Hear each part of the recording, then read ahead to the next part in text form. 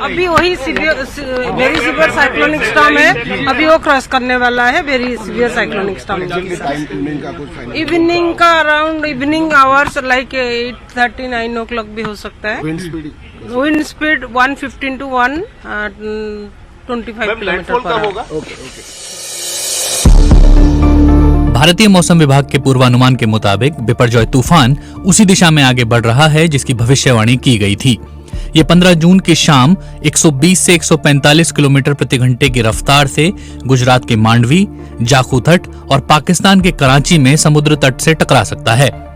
राहत की बात यह है कि ये अत्यधिक गंभीर चक्रवाती तूफान से बहुत गंभीर चक्रवाती तूफान में तब्दील हो गया है, यानी पहले जितनी आशंका जताई जा रही थी उसकी तुलना में तूफान कमतर हो गया। इस तूफान के साथ ये सवाल फिर से लोगों के जहन में उठ रहा है कि आखिर अरब सागर से उठने वाले समुद्री तूफानों की संख्या क्यों बढ़ती जा रही है। जाहिर है कि देश में सबसे लंबी समुद्री तट रेखा वाले राज्य के तौर पर गुजरात को इसका नुकसान बार बार उठाना पड़ता है। गुजरात में देश की सबसे लंबी समुद्री तट रेखा है और इसकी लंबाई करीब 1600 किलोमीटर है। माना जाता है कि अरब सागर में बढ़ते तापमान, हाल के वर्षों में चक्रवातों की संख्या, उनकी तीव्रता और उनके कारण होने वाली भारी बारिश के चलते जो नुकसान होता है वो एक बड़ी समस्या बनता जा रहा है। गुजरात में 40 से ज्यादा छोटे बड़े बंदरगाह रोजाना अरबों रुपए के माल का आयात निर्यात करते हैं। समुद्री तूफानों की बढ़ती संख्या से न केवल इस कारोबार को बल्कि समुद्री तट पर रहने वाले लोगों की आजीविका और जीवन को भी खतरा पहुंचता है। बिपरजॉय 2023 का गुजरात का पहला और मोका के बाद देश का दूसरा चक्रवात है।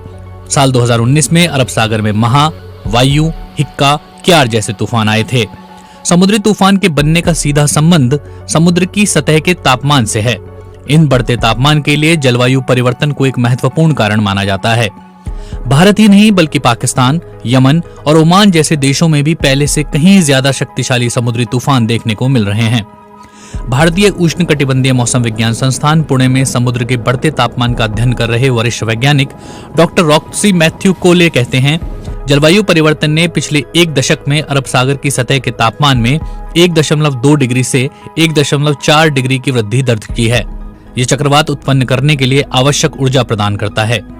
पहले अरब सागर की सतह ठंडी थी, जिसके कारण समुद्र में कम दबाव का क्षेत्र या कहीं गहरे गड्ढे बनते थे, लेकिन पश्चिम, मध्य और उत्तरी अरब सागर की सतह का तापमान कम होने के कारण वे तूफान का रूप नहीं ले पाते थे।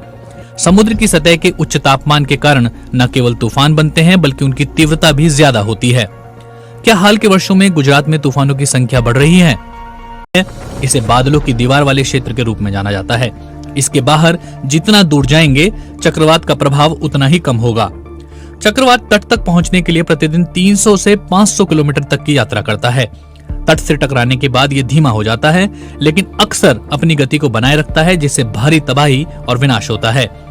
तूफान जैसे ही तट के पास पहुंचता है 10 फुट से लेकर 4 रही है। इस सवाल के जवाब में डॉक्टर कोले कहते हैं, तूफान समुद्र में बनते हैं। इसके ऊपर के वातावरण में हवा तूफान की दिशा निर्धारित करती है। तूफान का रास्ता समुद्र में उसकी उत्पत्ति स्थान और उसके ऊपर के वातावरण में हवा की दिशा से निर्धारित होता है। आमतौर पर इस दौरान अरब सागर में जो तूफान बनते हैं उसकी दिशा गुजरात की ओर होती है। पहले देश के पूर्वी भाग में बंगाल की खाड़ी उष्णकटिबंधीय चक्रवातों की संख्या और तीव्रता के प्रति संवेदनशील थी, लेकिन हाल के वर्षों में यही प्रवृत्ति अरब सागर में देखी गई है। जब कोई तूफान पिछले 24 घंटों में 55 किलोमीटर तक विकसित हो जाता है तो इस सुपर साइक्लोन का रूप ले लेता है। बिपरजॉय और तोकते के मामले में इसने अचानक सुपर साइक्लोन का रूप ले लिया। डॉक्टर कोले के मुताबिक तूफान की गति में संभावित वृद्धि की भविष्यवाणी करने में समुद्र का तापमान महत्वपूर्ण भूमिका निभाता है। पश्चिमी तट पर समुद्र के तापमान की जानकारी प्राप्त करने के लिए आवश्यक उपकरण और डेटा उपलब्ध नहीं है, जिससे पूर्वानुमान मॉडल से सटीक जानकारी नहीं मिलती। इतना ही नहीं, अचानक एक सुपर साइक्लोन का रूप ले लेता है, जिससे तटवर्ती इलाकों से लोगों को निकालने के लिए आवश्यक तैयारी का समय नहीं बचता। गुजरात सरकार के एक अधिकारी के मुताबिक साल 2020 में कोरोना के समय के आसपास एक रिपोर्ट गुजरात सरकार को सौंपी गई थी, जिसमें अरब सागर के प्रभाव के बारे में शोध किया गया था। भावनगर और अहमदाबाद अति उच्च क्षति संभावित क्षेत्र के अंतर्गत आते हैं, जबकि तट के 100 किलोमीटर के भीतर 17 जिले या उनके उपनगर उच्च क्षति संभावित क्षेत्र के अंतर्गत आते हैं। गुजरात का एक भी जिला ऐसा नहीं है जहां चक्रवात की बहुत अधिक आशंका न हो। अहमदाबाद, भावनगर, जामनगर, सूरत, नवसारी, राजकोट, कच्छ, जूनागढ़, आणंद, भरूच, वलसाड, पोरबंदर, मोरबी, देवभूमि, द्वारका और गिर सोमनाथ जिले उच्च क्षमता वाले समुद्री तूफान की आशंका वाले जिले हैं। जब किसी चक्रवात की गति 31 किलोमीटर प्रति घंटे या उससे कम होती है तो इसे निम्न दबाव क्षेत्र के रूप में जाना जाता है। जब चक्रवात की गति 31 से 49 किलोमीटर प्रति घंटे की होती है तो इसे डिप्रेशन के रूप में जाना जाता है। जब ये 50 से 61 किलोमीटर प्रति घंटा की गति तक पहुंच जाता है तो इसे डीप डिप्रेशन कहा जाता है। जब हवा की रफ्तार 62 से 88 किलोमीटर प्रति घंटे तक पहुंच जाती है तो ये तूफान बन जाता है। जब ये 89 से 118 किलोमीटर प्रति घंटे की रफ्तार तक पहुंचता है तो इसे गंभीर चक्रवात माना जाता है।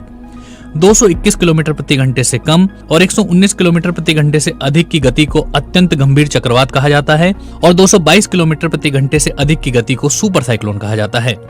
तूफान के मध्य भाग को चक्रवात की आंख कहा जाता है और ये क्षेत्र शांत होता है। तूफान का रूप ले चुके चक्रवात की परिधि 150 से 1000 किलोमीटर तक हो सकती है। चक्रवात की आंख का व्यास 30 से 50 किलोमीटर तक हो सकता है। चक्रवात की आंख के आसपास 50 किलोमीटर तक के क्षेत्र में गरज के साथ भारी बारिश होती है। इसे